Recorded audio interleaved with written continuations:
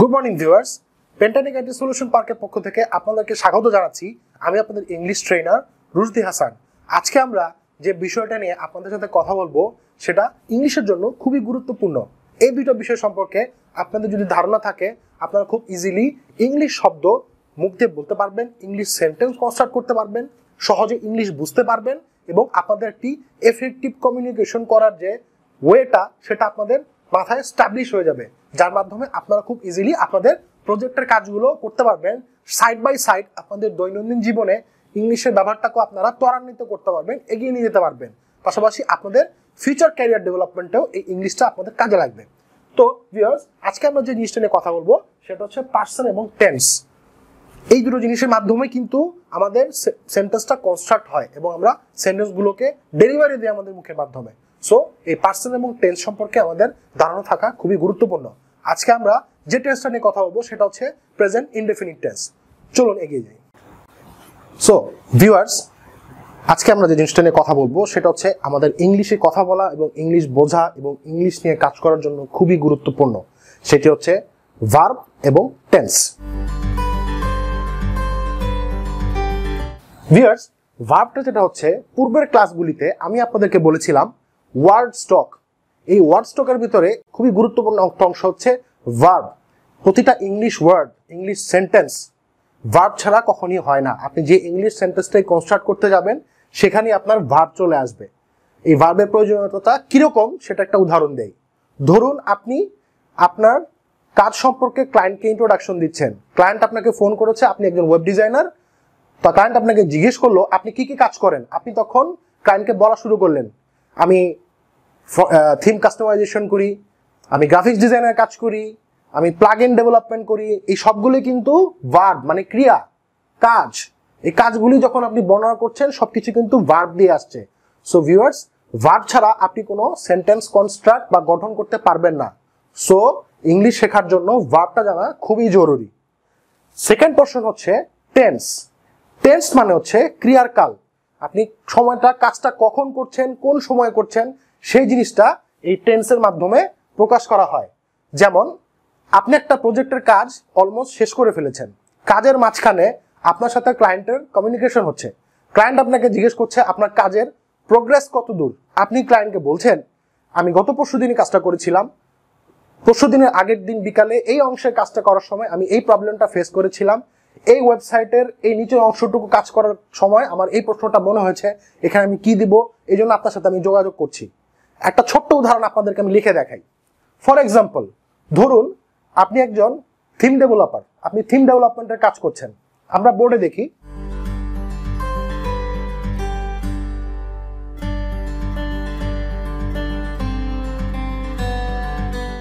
ধরুন এটা একটি ওয়েবসাইটের থিমের একটা স্কেচ।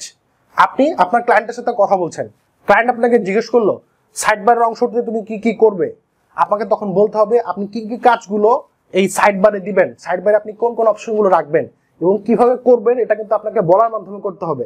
ঠিক আছে, এখন এটুকু আপনি বললেন যে আপনি কি কি কাজটা করবেন, এটা হচ্ছে আপনি ভবিষ্যতে করবেন। এই ভবিষ্যৎ হচ্ছে একটা কাল, একটা ক্রিয়া, টেন্সের একটা পার্ট। এখন আপনি এই মেনুর কাজটা গত পরশুদিন করে ফেলেছেন, আপনাকে ক্লায়েন্ট বললো আপনি কি মেনুর কাজটা করেছেন। আপনি তখন ক্লায়েন্টকে বললেন হ্যাঁ গত পরশুদিন আমি মেনুর এই অংশের কাজটা করে ফেলেছি, আপনি একটু দেখেন। আপনি গত পরশুদিন এই কাজটা করেছেন, এটা হচ্ছে আপনার পাস্ট টেন্স ক্রিয়া, মানে অতীতকাল, অতীতে আপনি কি করেছেন। আর একটু আগে যেটা বলছিলাম এই সাইড বারে আপনি কি দিবেন সেটা আপনি আগামী পরশুদিন করবেন, সেটা হচ্ছে আপনার ভবিষ্যৎকাল। এবং লাস্টে ফুটারের কাজ তো ধরেন আপনি এখন করছেন, যে ফুটারে আপনি এখন লিখছেন, কন্টেন্ট লিখছেন, কালার লিখছেন, অ্যাড্রেস লিখছেন। এটা যখন আপনি ক্লায়েন্টকে বলবেন যে বর্তমানে আমি কাজটা করছি, এটা হচ্ছে আপনার বর্তমান কাল, প্রেজেন্ট, বা এই সময় আপনি যেটা করছেন। তো ভিউয়ার্স, এই যে টেন্সটার কথা আমরা বললাম, টেন্স হচ্ছে টোটাল 3 প্রকার। 1 প্রেজেন্ট টেন্স, বর্তমান কাল, 2 পাস্ট টেন্স, অতীতকাল, এবং 3 ফিউচার টেন্স, ভবিষ্যৎকাল। আপনি যখন আপনার প্রজেক্টের কাজগুলো করবেন, এই রিলেটেড বিষয়ে যখন আপনি কমিউনিকেশন করবেন, এই 3টা কালের সংমিশ্রণে কিন্তু আপনার কমিউনিকেশন স্ট্রাকচারটা গঠিত হবে, যার মাধ্যমে আপনি একটা প্রপার, সঠিক, প্রফেশনাল কমিউনিকেশন আপনি আপনার ক্লায়েন্টের সাথে করতে পারবেন। সো ভিউয়ার্স, আপনার প্রজেক্টের কাজ করার জন্য এই দুটো জিনিস জানা খুবই জরুরি। এই দুটো জিনিস যদি আপনি মোটামুটি রকম আত্মস্থ করতে পারেন, ইনশাআল্লাহ আপনি আপনার ক্লায়েন্টের সাথে এফেক্টিভ কমিউনিকেশন স্থাপন করতে পারবেন, যেটার মাধ্যমে আপনি ইজিলি ক্লায়েন্টের কাজকে করে ভবিষ্যতে ক্লায়েন্টকে সাবমিট করতে পারবেন। তো ভিউয়ার্স, চলুন আমরা টেন্সে ঢুকে যাই, দেখি টেন্সের একটা পার্ট যেটা আজকে আমরা কথা বলবো সেটা হচ্ছে প্রেজেন্ট টেন্স। প্রেজেন্ট টেন্স কি এবং প্রেজেন্ট টেন্স কয় প্রকার সেটা আমরা আজকে কথা বলবো। চলুন দেখি।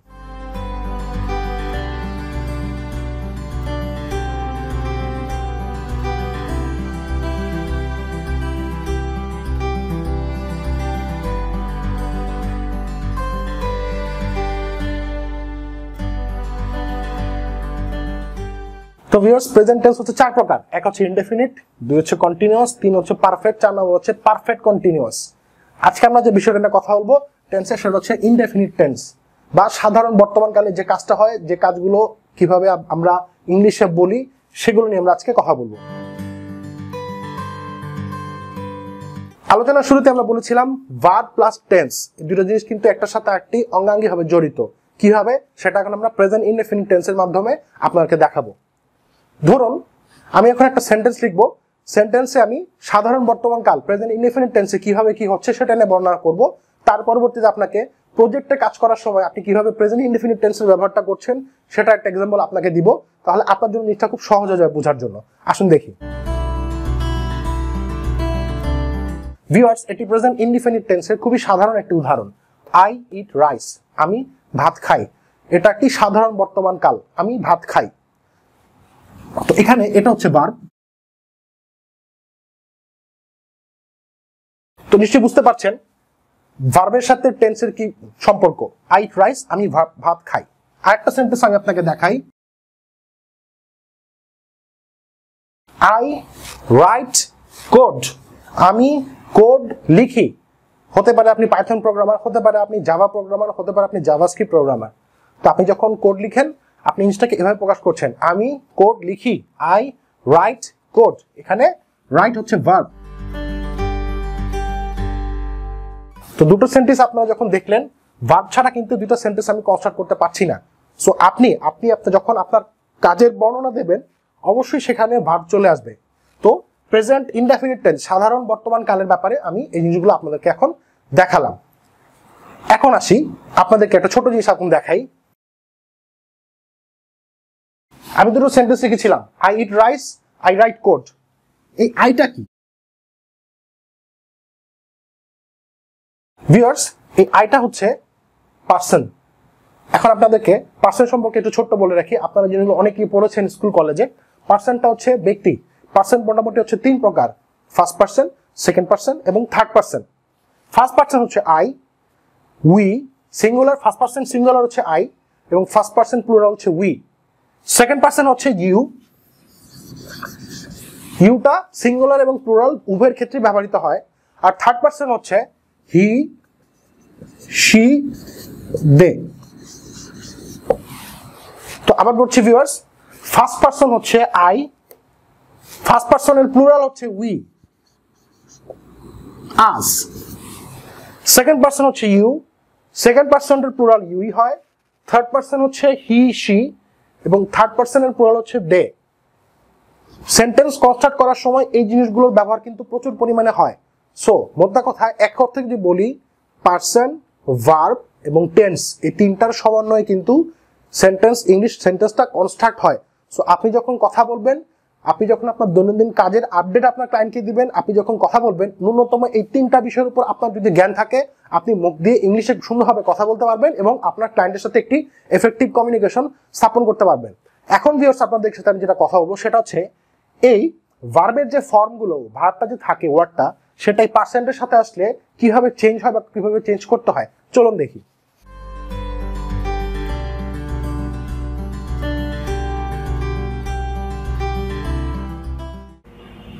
ওকে ভিউয়ার্স, সো আমরা এখন প্রেজেন্ট টেন্সের দুটো ফর্ম দেখছি। একটা হচ্ছে ফার্স্ট পারসন দিয়ে করা, এটা হচ্ছে ফার্স্ট পারসন, এটা হচ্ছে থার্ড পারসন। ফার্স্ট পারসনে যখন আমি সেন্টেন্সটা করছি আই ইট রাইস, আমি ভাত খাই, সেটা যখন থার্ড পারসন দিয়ে করছি, হি মানে হচ্ছে সে, হি ইটস রাইস। দেখেন এখানে যে ভার্বটা আছে ইট, ইটের সাথে লাস্টে আমি একটা এস যোগ করে দিয়েছি, ঠিক আছে? তো ফার্স্ট পারসনের সঙ্গে যে ভার্বটা থাকবে থার্ড পার্সনের সাথে আমি যখন সেই ভার্বটা অ্যাড করব আমাকে কিছু সেখানে অ্যাজ বা ইএস যোগ করতে হবে ক্ষেত্র বিশেষে। ক্লিয়ার? এখন সেকেন্ড পার্সন যদি থাকে তখন কি হয় আমরা দেখি।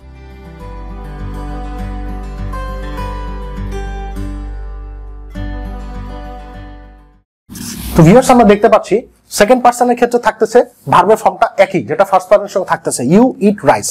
এখানে ইটের সাথে কিন্তু কোনো এস যোগ হয় নাই। তো সবসময় আপনার সেটা মনে রাখবেন, আপনারা যখন কথা বলবেন, আপনি যখন নিজে কোনো কিছু বর্ণনা করবেন তখন ভার্বের সাথে কোনো এস বা ইএস যোগ হবে না। খুব নর্মালি আপনি জিনিসগুলো বর্ণনা করতে পারেন। Every morning I wake up at 6 o'clock, I say my prayers, I brush my teeth, I take my breakfast, I sit for the exam, I go to school, I go to college, I talk with my mother, I talk with my father. এই যে কথাগুলো বলছি এগুলো কিন্তু খুব normal simple present indefinite টেন্সে আপনি দৈনন্দিন জীবনে সকালে কি করেন তার একটা ব্রিফ করছেন। এখানে কিন্তু যে ভার্বগুলো আমি অ্যাড করেছি কোনটার সাথে কিন্তু কোনো চেঞ্জ আসে নাই, এস বা ইএস যোগ হয় নাই। সো এটা হচ্ছে ফার্স্ট পার্সন দিয়ে সেন্টেন্স গঠন করা এবং ভার্বের ফর্মটা ফার্স্ট পার্সনের সঙ্গে আর সেকেন্ড পার্সনের সঙ্গে কি রকম থাকবে সেটা আপনাদেরকে দেখিয়ে দেওয়া। Clear viewers?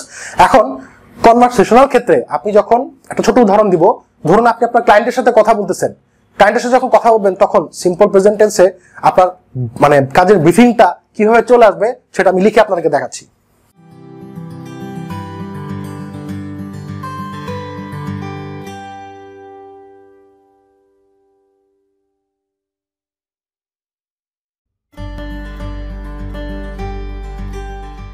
ভিউয়ার্স এই তিনটা লাইন আমরা যদি চোখ রাখি তাহলে আমরা দেখতে পাচ্ছি একজন ওয়েব ডেভেলপারের একটি ছোট 3 লাইনের একটা ব্যাখ্যা কিভাবে সে তার মানে কাজের ধারাটাকে উপস্থাপন করছে। দেখুন প্রথম সেন্টেন্সটা হচ্ছে মাই নেম ইজ এক্স, আমার নাম হচ্ছে এক্স। দ্বিতীয় সেন্টেন্সটা আছে আই ডু থিম ডেভেলপমেন্ট, আমি থিম ডেভেলপমেন্টের কাজ করি। তৃতীয় সেন্টেন্সটা আছে I work from 7 PM to 7 PM, এটাতে টু বোঝাচ্ছে টু 11 PM, আমি সন্ধ্যা 7টা থেকে 11টা পর্যন্ত কাজ করি। দেখেন আপনি এখানে আপনার কাজের ধারা সম্পর্কে বর্ণনা করেছেন, তিনটাই কিন্তু আপনি কি করেন সেটার ধারা বর্ণনা এবং প্রত্যেকটা সেন্টেন্সে একটা করে ভার্ব আছে। সেটা কি ভার্বগুলো হচ্ছে, এখানে একটা হচ্ছে ইজ একটা ভার্ব, ইজটাকে বলা হয় অক্সিলারি ভার্ব। পরবর্তী ভিডিওতে আমরা এটা নিয়ে আলোচনা করব। I do theme development, do আমি থিম ডেভেলপমেন্টের কাজ করি। লাস্টের ওয়ার্ডটা হচ্ছে I work from 7 to 11 PM। তো এখানে ভার্ব আমরা তিনটা ভার্ব পাচ্ছি ভিউয়ার্স, একটা হচ্ছে ইজটাকে বলা হয় auxiliary verb. I do theme development, do মানে হচ্ছে করো, আমি থিম ডেভেলপমেন্টের কাজ করি। I work from 7 PM to 11 PM, আমি সন্ধ্যা 7টা থেকে 11টা পর্যন্ত কাজ করি। সো তিনটা ভার্ব দিয়ে, তিনটা এখানে দেখেন ফার্স্ট পারসন দিয়ে ভার্ব দিয়ে আমি সেন্টেন্সটা কনস্ট্রাক্ট করে আপনাদেরকে দেখিয়েছি। আপনারা যখন কথা বলবেন এইভাবে কিন্তু আপনাদের সেন্টেন্স কনস্ট্রাকশনটা আসবে। সো আপনাদেরকে ইংলিশ সেন্টেন্স গঠন করার জন্য ভার্ব অবশ্যই মনে রাখতে হবে। আমাদের পূর্ববর্তী ভিডিওতে আমরা যে লিঙ্ক দিয়েছিলাম সেই লিঙ্কে অনেকগুলো ভার্বের নাম ছিল, সেই ভার্বগুলোকে একদম আত্মস্থ করে রাখতে হবে যাতে আপনি কথা বলার সময় এই ভার্বগুলো দিয়ে আপনি আপনার সেন্টেন্স কনস্ট্রাক্ট করতে পারেন। সো এই ভার্বগুলো যদি আপনি মনে রাখতে পারেন তাহলে ইংলিশ সেন্টেন্স কিভাবে কনস্ট্রাক্ট করতে হবে, কোন ভার্বের সাথে এস যোগ করতে হবে, কোন ভার্বের সাথে এস যোগ করতে হবে না, সেই জিনিসগুলো আপনারা খুব সহজে বুঝতে পারবেন এবং আপনারা খুব ইজিলি ইংলিশে কথা বলতে পারবেন এবং ইংলিশে লিখতে পারবেন। তো ভিউয়ার্স এটা হচ্ছে আমরা প্রেজেন্ট ইনডেফিনিট টেন্সের পজিটিভ অংশ, যেটা যে আমরা যেটা করি বা করছি, আমরা নিয়মিত যে অভ্যাসগুলো আছে দৈনন্দিন ঘটনা সেগুলো বর্ণনা করছি। এখন নেগেটিভ ফর্মটা কি হবে সেটা নিয়ে আমরা এখন একটু কথা বলবো। এতক্ষণ তো আমরা পজিটিভ ফর্মের কথা বললাম, নেগেটিভ ফর্মটা কি? I work from 7 PM to 11 PM, আমি সন্ধ্যা 7টা থেকে 11টা পর্যন্ত কাজ করি। এটা হচ্ছে পজিটিভ, কাজ করি, কাজ করি না, এটা হচ্ছে নেগেটিভ। এই যে করি না, এই করি না সময় ওয়ার্ডের ভার্ব যেটা থাকবে সেটার কনস্ট্রাকশনটা কিভাবে হবে চলুন সেটা আমরা দেখি এখন।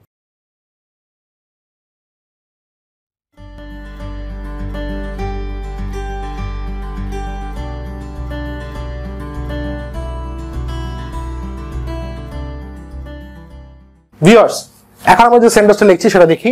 I use pen tool for shape making, আমি পেন টুলটা কি ভিউয়ার্স আপনি নিশ্চয়ই জানেন, এটা আপনাদের জন্য একটা ছোট্ট কুইজ থাকলো। পেন টুলটা কি, কোথায় ইউজ হয় সেটা ভিডিওর নিচে কমেন্টে আমাদেরকে লিখে জানাবেন। I use pen tool for shape making, আমি শেপ মেক করার জন্য মানে তৈরি করার জন্য। দেখেন এখানে হচ্ছে ইউজ একটা ভার্ব, মেক একটা ভার্ব। দেখেন একটা সেন্টেন্স কিন্তু দুইটা ভার্ব দিয়ে গঠিত হয়। I use pen tool for shape making, আমি পেন টুল ব্যবহার করি শেপ তৈরি করার জন্য। এখন এটাকে যদি এটা কোন পার্সন দিয়ে করা হচ্ছে ভিউয়ার্স, এটা হচ্ছে ফার্স্ট পার্সন দিয়ে, আই আছে আমি। এখন আমি যদি এটাকে নেগেটিভ বলি যে আমি পেন টুল ইউজ করি না শেপ করার জন্য, সেক্ষেত্রে আমাদের নেগেটিভ ফর্মটা কি হবে? এখানে যে ভার্বটা ইউজ করা হচ্ছে ইউজ করি, ডু কিন্তু একটা করা ভার্ব, যখন এটা নেগেটিভ হয়ে যাবে এটা হয়ে যাবে নট, ডু নট। সো আপনি যখন বলবেন I use pen tool for shape making, এটাকে যখন নেগেটিভ করতে যাবেন আপনি অলওয়েজ এই ডু নটটাকে এটার সাথে অ্যাড করবেন, I do not use for shape making. আশা করি আপনারা বুঝতে পেরেছেন। I use pen tool for shape making, I do not use pen tool for shape making. যখন এরকম নরমাল সিঙ্গেল ভার্ব থাকবে, আই থাকবে, আই এর সাথে অলওয়েজ ডু নট শব্দটা ব্যবহার করে আপনারা নেগেটিভ ফর্ম করবেন। আই বলতে শুধু বোঝাচ্ছি ফার্স্ট পার্সনের সাথে, উই যদি প্লুরাল ফর্ম হয় তারপর আপনারা এই ডু নট ব্যবহার করবেন। যেমন এখন যদি আমি বলি we use pen tool for shape making, আমরা পেন টুল ব্যবহার করি শেপ মেক করার জন্য, এটা কিন্তু আমি নেগেটিভ ফর্মে করি, we do not use pen tool for shape making, আমরা পেন টুল শেপ ইউজ করার জন্য ব্যবহার করছি না। উই কিন্তু ফার্স্ট পার্সনের প্লুরাল ফর্ম, মানে একাধিক হইলে যদি বুঝায়, আমরা বুঝায়। Clear viewers? আচ্ছা, এটা গেল ফার্স্ট পার্সনের বেলায়। এখন আমরা যদি দেখি সেকেন্ড পার্সনের বেলায় কি দাঁড়ায়।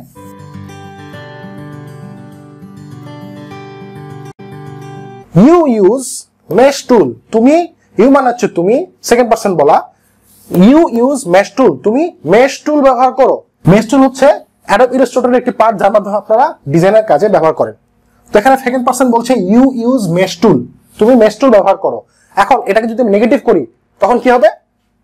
You do not use mesh tool, তুমি মেশ টুল ব্যবহার করো না। এখানে আমি ডু নট শব্দটা লাগিয়েছি। তো ভিউয়ার্স অলওয়েজ মনে রাখবেন, আপনি যখন ফার্স্ট পার্সন এবং সেকেন্ড পার্সনের পজিটিভ সেন্টেন্সটাকে নেগেটিভ করবেন তখন অলওয়েজ ডু নট শব্দটা আপনারা ব্যবহার করবেন। ক্লিয়ার? এবার আমরা যাই থার্ড পার্সনের ক্ষেত্রে কি দাঁড়াবে।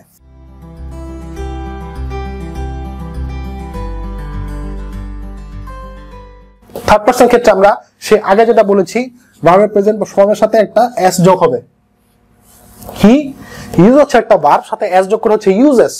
অলওয়েজ মনে রাখবেন থার্ড পার্সন হি শি যেটা থাকবে সেটার সাথে ভার্বের একটা এস যোগ হবে লাস্টে।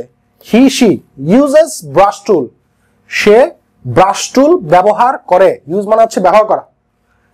সো ভিউয়ার্স আবার দেখছেন আপনারা, যখন আমি সেন্টেন্স কনস্ট্রাক্ট করছি আমার একটা কিন্তু ভার্ব চলে আসছে আমি যখন কোনো কাজের কথা বলছি। এবং অবশ্যই খেয়াল রাখবেন এটা হচ্ছে প্রেজেন্ট ইনডিফিনিট টেন্স, এটা বর্তমান কাল, সাধারণ বর্তমান কালের ঘটনা বর্ণনা করছি আমরা। হি ইউজেস ব্রাশ টুল, সে ব্রাশ টুল ব্যবহার করে। এখন এটাকে যখন আমি নেগেটিভ করব তখন ফর্মটা কি হবে? তখন একটু ফর্মে একটু ছোট্ট চেঞ্জ হবে, সেই চেঞ্জটা আমরা দেখি। তো ভিউয়ার্স আপনারা দেখতে পাচ্ছেন এখানে পজিটিভ ফর্মটা দেওয়া আছে হি ইউজেস ব্রাশ টুল। এটাকে যখন আমরা নেগেটিভ করব তখন আসতেছে হি ডাজ নট ইউজ ব্রাশ টুল। খেয়াল রাখবেন আমরা ফার্স্ট পার্সনের জন্য করেছিলাম ডু নট, আমরা যখন থার্ড পার্সনের জন্য চলে যাব এই ডু এর সাথে একটা ইএস যোগ হবে, ডাজ, এবং এই ভার্বের সাথে যে এসটা ছিল এসটা উঠে যাবে, এটা থাকবে না। যেমন he does not use brush tool. Clear? I read book, he reads book, he does not read book. Karim, Karim কিন্তু একটা থার্ড পার্সন অবশ্যই। আপনাকে একটা জিনিস বলে রাখি, বিভিন্ন ব্যক্তির নাম যেটা থাকবে ইন্ডিভিজুয়াল ব্যক্তির নাম, সেও কিন্তু একটা থার্ড পার্সন। তো যখন আমরা বলবো করিম রিডস বুক, এটাকে যখন আমরা নেগেটিভ করব করিম ডাজ নট রিড বুক। ঠিক আছে? সো এই হচ্ছে আমাদের ভার্বের first person, second person, third পার্সনের সঙ্গে ভার্বের ফর্মটা কি হবে, এস বাই এস কোথায় যোগ হবে এবং নেগেটিভ ফর্ম কিভাবে হবে তার একটা উদাহরণ দিলাম। এখন প্লুরাল ফর্মের ক্ষেত্রে কি হবে? থার্ড পার্সন যখন প্লুরাল চলে আসবে দে ইউজ। এখানে খেয়াল রাখবেন থার্ড পার্সন যখন ইউজ করা হবে, ভার্ব করা হবে, তখন থার্ড পার্সনের সঙ্গে ভার্বের কিন্তু আবার সেই আগের ফার্স্ট পার্সনের মতোই এস বা ইএস যোগ হবে না, শুধু ভার্বের যে শুধু যে অরিজিনাল ফর্মটা আছে সেটাই এখানে যোগ হবে, দে ইউজ। ক্লিয়ার? তো আবার আমরা বলছি থার্ড পার্সনের সঙ্গে ভার্বের ফর্ম যেটা থাকবে তার সাথে এস বা ইএস যোগ হবে। হি ইউজেস ব্রাশ টুল, এটাকে যখন আমরা নেগেটিভ করব তখন আসবে হি ডাজ নট ইউজ ব্রাশ টুল, একটা ডাজ নট যোগ হবে এবং ইউজের সাথে যে একটা এস ছিল সে এসটা উঠে যাবে। এবং যখন একটা প্লুরাল ফর্মে চলে আসবে third person, they use brush tool. Third পারসনের সঙ্গে যখন মানে প্লুরাল ফর্মে যখন ভার্বটা ইউজ হবে তখন ভার্বের সাথে অ্যাজ বা ইয়েসটা থাকবে না। তো ভিউয়ার্স, এই হচ্ছে মোটামুটি ফার্স্ট পারসনে কিভাবে ভার্বটা ইউজ হয়, কিভাবে ঘটনার বর্ণনা করা হয় এবং ভার্বের কথা বলার সময় ফর্মটা কি হয় তার একটা ছোট্ট উদাহরণ। আশা করি আপনারা নিশ্চয়ই বুঝতে পেরেছেন। যদি এই বিষয়ে কোনো মন্তব্য থাকে, কোনো কোশ্চেন থাকে, নিচে আমাদের কমেন্ট বক্সে আপনারা জানাবেন। এখন আমরা যেটা দেখব, প্রশ্ন করতে হলে সাধারণ বর্তমানকালে প্রেজেন্ট ইনডেফিনিট টেন্সে প্রশ্ন করতে হলে আমরা কিভাবে প্রশ্নকারীকে প্রশ্ন করব এবং প্রশ্নের গঠনটা, ভার্বের ফর্মটা কি হবে, চলুন দেখি।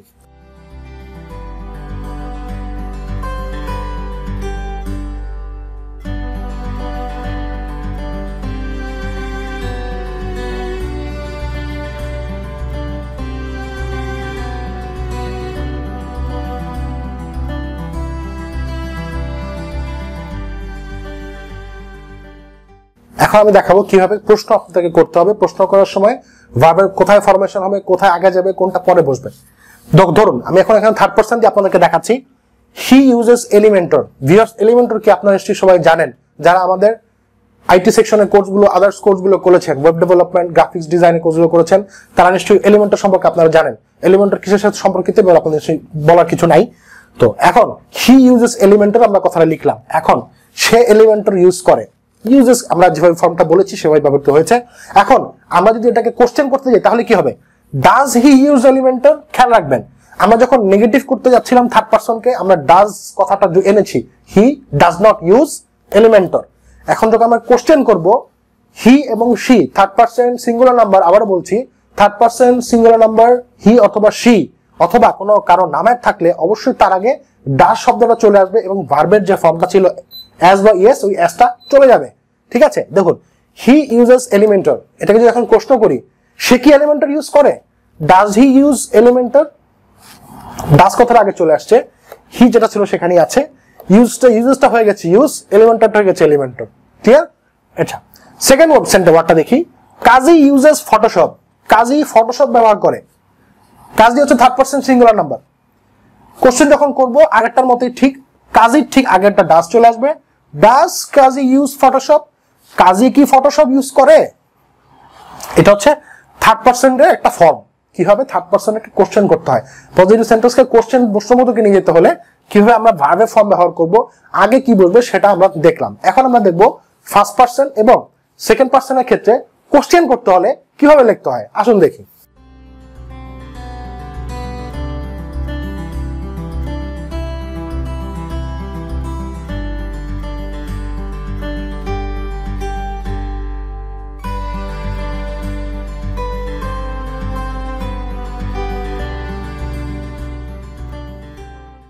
তো ভিউয়ার্স, প্রথম সেন্টেন্সটা আমরা দেখতে পাচ্ছি, I right HTML and CSS script.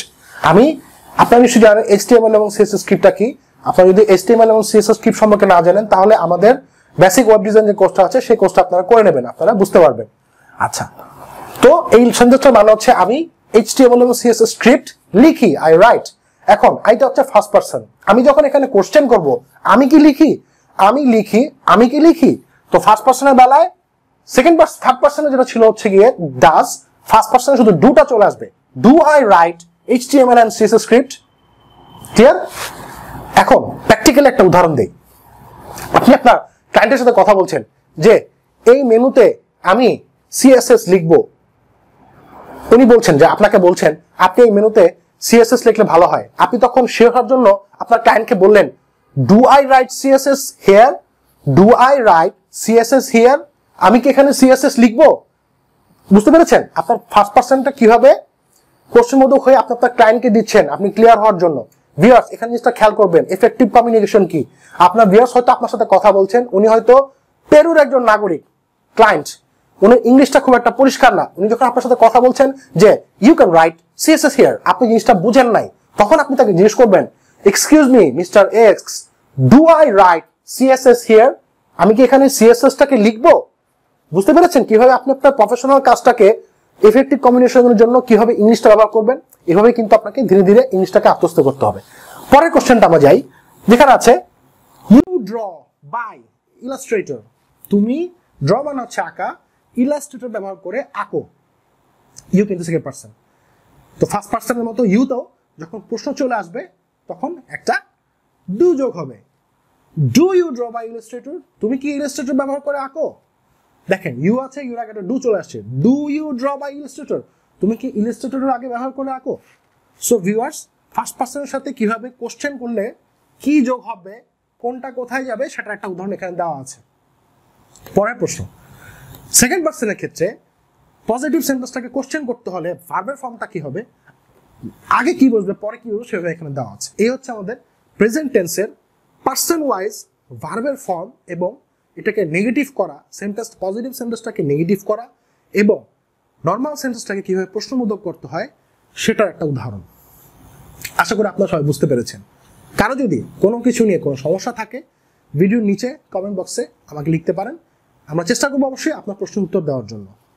এবং এই ভিডিওর শেষে আপনাদের জন্য কিছু টাস্ক আছে, স্লাইডে আপনাদের টাস্কগুলো থাকবে, আপনারা দেখে সেগুলো সাবমিট করবেন, আমাদের নিচে কমেন্ট বক্সে জানাবেন বা আপনাদের লিঙ্ক দিয়ে দেবেন গুগল ড্রাইভে আপলোড করে এই টাস্কগুলো শেষ করার পরে।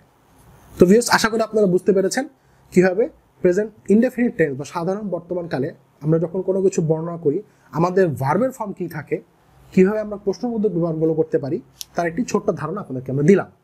পরবর্তী ভিডিওগুলোতে আমরা আরও স্টেপ বাই স্টেপ টেন্সের বিভিন্ন পার্ট, ভার্বের বিভিন্ন পার্ট নিয়ে আপনাদের সাথে কথা বলবো। সো ভিউয়ার্স, এতক্ষণ আমরা যে বিষয় নিয়ে কথা বললাম সেটা নিশ্চয়ই আপনারা বুঝতে পেরেছেন। প্রেজেন্ট ইনডেফিনিট টেন্স কি, প্রেজেন্ট ইনডেফিনিট টেন্সের ভার্বের ফর্ম কিভাবে গঠিত হয় এবং প্রেজেন্ট ইনডেফিনিট টেন্সকে পজিটিভ কিভাবে নেগেটিভ করতে হয় এবং কিভাবে প্রশ্নবোধক করতে হয়। তো ভিউয়ার্স, আপনাদের জন্য এখন কিছু টাস্ক থাকবে। এই টাস্কগুলো আপনারা বাড়িতে বসে কমপ্লিট করে গুগল ড্রাইভে আমাদেরকে লিঙ্ক দেবেন। আপনাদের পরবর্তীতে আমরা এই লিঙ্ক থেকে আপনাদের থেকে একজন বিজয়ী ঘোষণা করব যারা ফুল কারেক্ট করতে পারবেন, এবং বিজয়ীদের জন্য ছোট্ট একটি পুরস্কার রয়েছে, সেটা এখন আর বলছি না, এটা সিক্রেট থাকলো। তো আসুন দেখি টাস্কগুলো কি। এখানে দেওয়া আছে 1 নম্বরে দেখুন, হি লিভ হেয়ার। প্রথমে একটা কোশ্চেন মার্ক দেওয়া, আপনারা নিশ্চয়ই বুঝতে পারছেন এটা কি সেন্টেন্স। তো এখানে 3টা অপশন আছে, ডু, ডাজ, ডোন্ট। ডোন্ট হচ্ছে ডু নটের শর্ট ফর্ম, ডু নটকে সংক্ষেপে ডোন্ট বলে। আশা করি আপনারা সবাই সেটা জানেন। তো এখানে যে শব্দটা বসবে সেটা আপনারা এখানে দিয়ে অ্যান্সারটা লিখে দিবেন। 2 নম্বর দেখুন, no, he, does not, doesn't. Doesn't হচ্ছে ডাজ নটের সংক্ষিপ্ত form, does not leaves, don't. এখানে কোন শব্দটা বসবে সেটা আপনারা দিয়ে আমাদের টাস্কটা কমপ্লিট করে আমাদেরকে জমা দিবেন নিচে কমেন্ট বক্সে লিঙ্ক শেয়ারের মাধ্যমে। এভাবে আরো 10টা টোটাল কোশ্চেন আছে, এই 10টা কোশ্চেন আপনারা সলভ করে আমাদেরকে জমা দিবেন। অপেক্ষায় রইলাম আপনাদের টাস্কের জন্য। যারা ভালো করবেন তাদের জন্য রয়েছে ছোট্ট একটি পুরস্কার, সিক্রেট থাকলো। Thank you.